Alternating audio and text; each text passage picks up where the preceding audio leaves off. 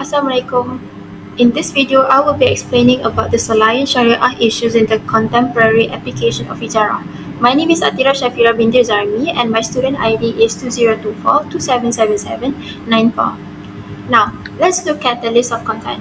So we have introduction of Ijarah that I will be explaining and issues, and then we will talk about the resolution on how to settle the issue. Next, what is Ijarah? Ijarah is derived from the Arabic word meaning to give something on rent. Ijarah is a Sharia-compliant leasing contract in Islamic finance.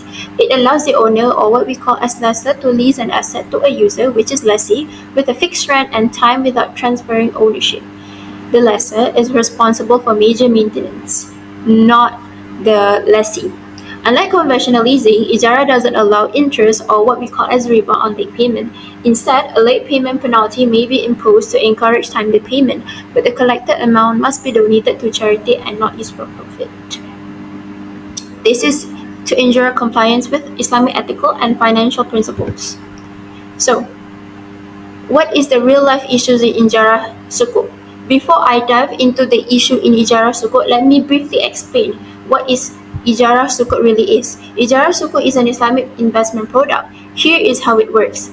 First, investor give the money to the bank, and then the bank will use that money to buy a real asset like building, and that asset is then rented out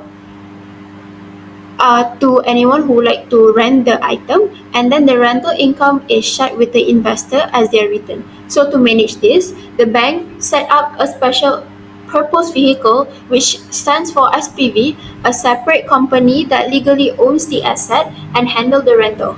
So the issue here is making investor pay for owner's responsibility.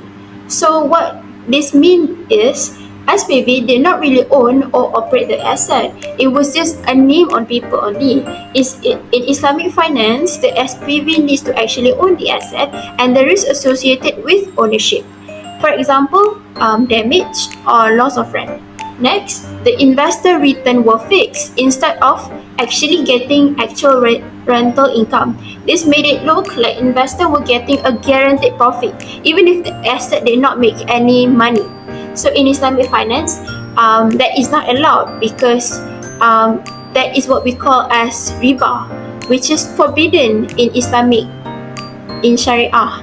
Instead, any profit must come from real business activity like renting out a building, which is not a promise or a guarantee. Next is why is it a problem in Ijarah Sukuk? So this became a Sharia issue because it went against the rule that the owner must bear the risk. If the investors are made to pay for ownership costs, the contract becomes unfair and possibly invalid. It also put the investor at financial risk and could damage the bank reputation.